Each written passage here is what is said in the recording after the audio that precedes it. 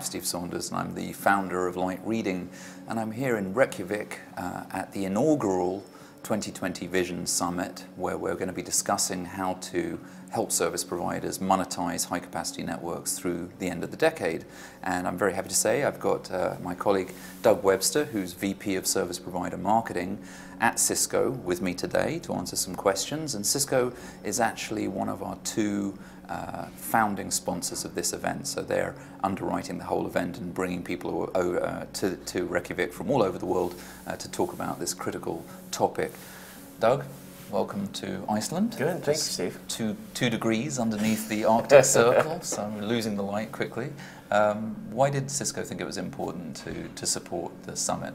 Well, I think it just, as you mentioned, we are at a time in an industry of transformational change.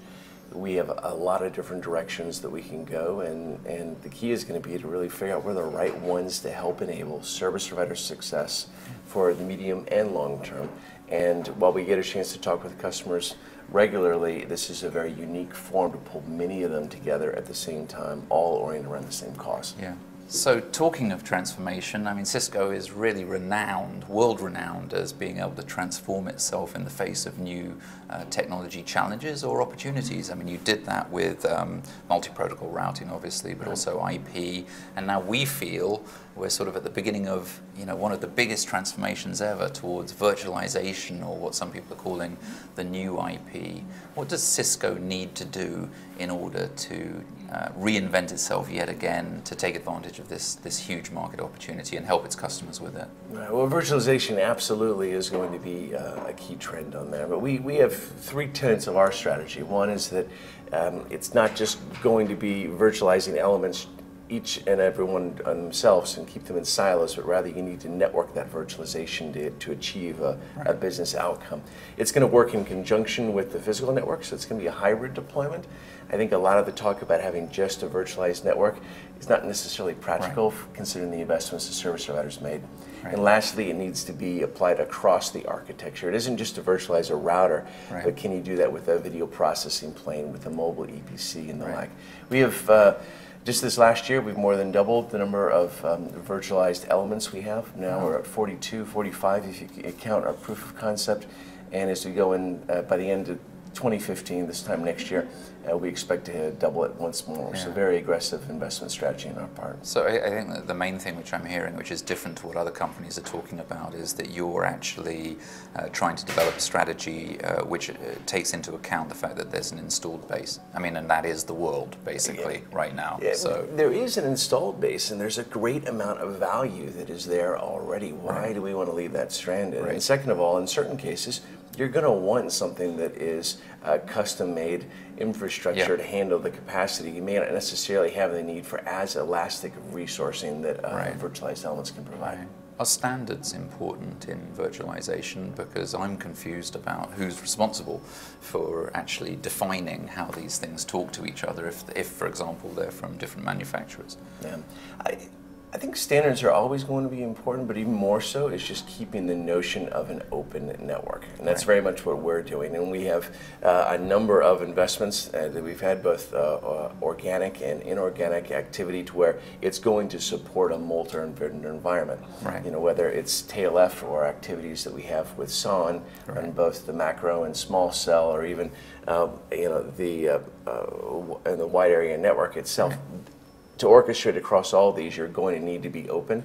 So it's not necessarily just a standards issue, it's a good business practice. Okay, yeah, and that's something which you've always adhered to, I guess, as a company. So it's something that we see right now is absolutely needed by our customers. Yeah, okay, all right.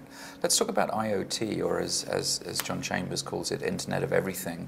I guess one of the things which some of the service providers that I've spoken to this year are a little confused about is where is the market opportunity for them to make money from IoT, as opposed to, say, Cisco, which obviously can make a lot of money by providing the infrastructure to connect 50 billion devices. That's great business for you, great for your stock price. So some of the service providers I've spoken to have said, yeah, okay, I mean, I know I have to do that, I may have to invest in that, but how do I make money from it? How is Cisco helping people to understand that and get to the bottom of that one? Sure. Well, you are right that we do look at it a bit differently. It's not just about connecting things, but in the Internet of Everything, it's connecting people, things, processes, and data. And it's that intersection between all those that makes it a lot more valuable. This is just not another connectivity play, but rather it's can you find unique value through those intersecting points. And that's why we refer to it as the Internet of Everything. We work with our service providers, customers in terms of trying to find new business models, new outcomes that they can deliver. And a lot of times that data or that one additional connected point is actually has an incredible amount of value that you wouldn't be able to get otherwise just looking at it in isolation. Well, I mean, I guess analytics is very important to that then. I mean, how do you support the analytic function in your customers' networks now? And I mean, is that an area where you feel like there's room for an acquisition? You know, is there a company out there? I know I don't want you to sort of give the game away, but do you think it's a strength or something which you could build out right now at Cisco? I think it is something we have invested in. We have made several acquisitions in that space. We are doing some internal development on that as well. But you're exactly right. Once you're able to start to connect in that additional data set, then all of a sudden you have a whole realm of new opportunities. I mean, let's take, for example, financial services. You know, if one of the biggest issues they have is fraud. Well, if a service provider is able to work with them to actually map where the credit card point of sale transaction is to the location of that customer's cell phone, most likely they're going to be together. But if they're not together, then that could be a way to add additional authentication measures and reduce fraud. That's a value, and it's not necessarily having to connect more things, but rather you're connecting these disparate data sets.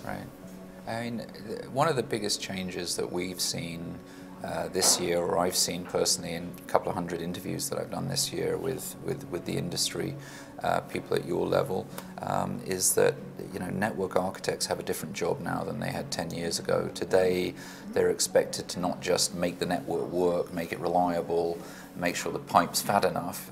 If only it was that easy. They're really expected to be the architect and the implementer of a business strategy now, and that's a very different role, and that's creating a lot of anxiety amongst those decision makers. You know, has that changed the way that you work for your customers? Are you doing a lot more consulting, for example, with your customers than you used to be? Less product sales and more sort of consulting services? And is it an opportunity for Cisco to make money doing that kind of hands-on advice-driven? Well, we do have a strong services group that can assist in a number of ways, and we've invested heavily into that as well. But I think you're right. The whole notion of the sales cycle is no longer about just focusing on widgets. It is around what is the business outcome. That's very much where we're starting there. A number of times we'll have day-long sessions where we don't talk about technology at all, but really trying to understand that. And I think that it is a change on how Cisco has oriented. It's just a change on the interest that we're seeing from our customers. I think similarly, there's a transition between that our customers are going through, and Cisco most certainly included as well, is that it's no longer just a hardware world, but a software world. So they're seeing a great deal of a need for software expertise. And then they're having to change their own development models and to be much more agile. So they're turning elements and features much more quickly than in a traditional telecom sense, where maybe you're only going to be rolling out a couple of releases a year. Exactly, and that creates a huge amount of internal pressure. I know security is a huge issue right now. In fact, I know that the market research which Cisco underwrote for our 2020 Vision Summit, that was the #1 finding, was that was the biggest concern for service providers.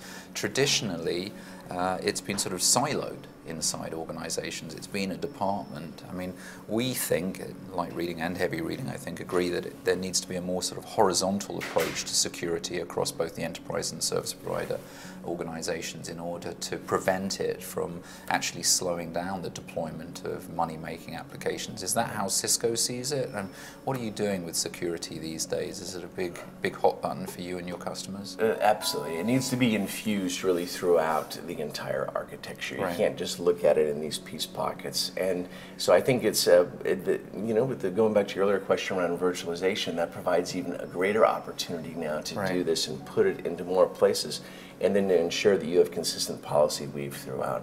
But we are seeing a great deal of interest in that. In fact, we just we recently launched a virtualized managed security service as well. That can help service providers deliver those new outcomes to their customers.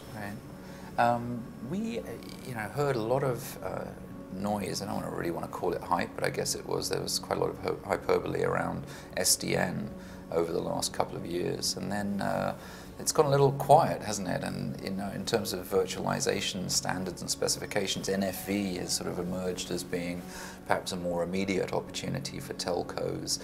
Where does Cisco stand on all of this? I mean, what's going on with SDN? I mean, it was on everybody's lips a year ago, not quite as much now. What's your take on that? I think SDN oftentimes was viewed as what can you do to separate the control and data plane of a routing device. Okay, that's fine and dandy, but why are we going to limit it just to routing? Why aren't we going to extend it across the whole architecture? And really, that's where we've been putting our focus. So yes, you can go to Amazon, you can buy a cloud services router from Cisco right now and have it delivered right away. But what are you going to be doing with it differently? How are you going to use it? And that's when I think you're able to marry it with a number of other types of virtualized elements and actually have a consistent way to orchestrate across that and deliver that outcome. That's where the real value is. It's no longer just about one little piece part, but it's about the value of the whole. Yeah, holistic networking. Yeah, exactly. So what's the mood like within Cisco these days? Are you guys excited? What's going on? Well, I think we're seeing that we are at a turning point in the industry. We do have a great amount of opportunity to help transform this industry and many others, and help the service providers provide even greater value to a lot of other verticals within that. And within Cisco, anytime you're able to dive into a transformational opportunity, you can't help but be excited about that. Exactly. And you guys, that's what you guys are, world famous for. So you're here in Iceland. Have you got any plans while you're here? Are you going to take advantage of any of the local activities, elf hunting or anything like that? I'm actually I'm a big supporter of elf rights, and so I'm going to try to make sure that we can. Did you know that 50% of Icelanders actually believe in elves still? That's what I heard. Well, it was just before I came, I heard from my daughter that an elf has moved position again in our house tonight. So we're definitely a big supporter in elves. I don't know that I'll have a chance to go out in the snowy weather here to see a whole lot, but I am very much looking forward to spend time with our customers and, of course, with your crew as well, which has always great insights. Thanks, man. Thanks for being here, and thanks for supporting it as well. It means a lot to us. Our pleasure. It means a lot to us. Cheers. Thanks.